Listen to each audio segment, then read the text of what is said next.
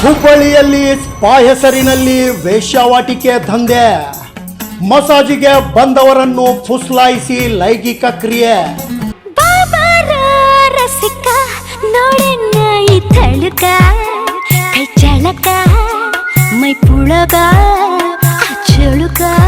ಹೌದು ಪ್ರಿಯ ವೀಕ್ಷಕರೇ, ಇಂಥ ದಂಧೆಗಳು ನಡೆಸುತ್ತಿದ್ದ ಹಲವು ಜಿಲ್ಲೆಗಳಲ್ಲಿ ಸಂಪೂರ್ಣವಾಗಿ ಸ್ಪಾ ಸೆಂಟರ್ಗಳನ್ನು ಜಿಲ್ಲಾಡಳಿತ ಬಂದು ಮಾಡಿಸಿದೆ ಮತ್ತು ಸ್ಪಾ ಸೆಂಟರ್ಗಳು ತೆಗೆಯದಂತೆ ಕಟ್ಟುನಿಟ್ಟಿನ ಆದೇಶವೂ ಕೂಡ ಹೊರಡಿಸಿದೆ.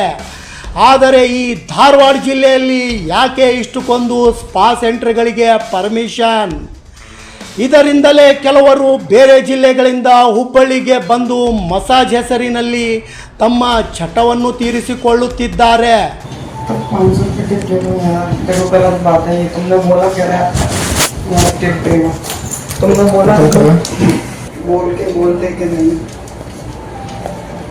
ಈ ಒಂದು ಜಾಲಕ್ಕೆ ಅತಿ ಹೆಚ್ಚಾಗಿ ಯುವಕರು ಹಾಗೂ ವಿದ್ಯಾರ್ಥಿಗಳು ಬಲಿಯಾಗುತ್ತಿದ್ದಾರೆ.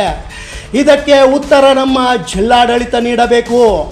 ಇಂಥ ಈ ಕಾಮುಕ ಕೃತ್ಯಗಳು ನಡೆಯುತ್ತಿದ್ದರೂ ಕೂಡ ಪೊಲೀಸರಿಗೆ ಹಾಗೂ ಜಿಲ್ಲಾಡಳಿತಕ್ಕೆ ಗಮನ ಇಲ್ವಾ? ಅದರಲ್ಲಿಯೂ ಕೂಡ ವಿದ್ಯಾನಗರದಲ್ಲಿರುವ ಬುದ್ಧ ವೆಲ್ನೆಸ್ ಸ್ಪಾದಲ್ಲಂತೂ ಈ ದಂಧೆ ಬಲು ಜೋರಾಗಿದೆ.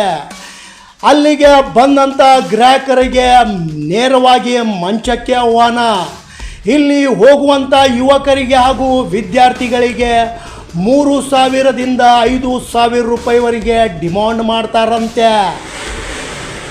ಇಂಥ ಸ್ಪಾ ಮಾಲೀಕರ ಮೇಲೆ ತಕ್ಷಣ ಕಾನೂನಿನ ಕ್ರಮ ಜರುಗಿಸಿ ಈ ಸ್ಪಾ ಸೆಂಟರ್ಗಳನ್ನು ಬಂದ್ ಮಾಡಿಸಬೇಕು.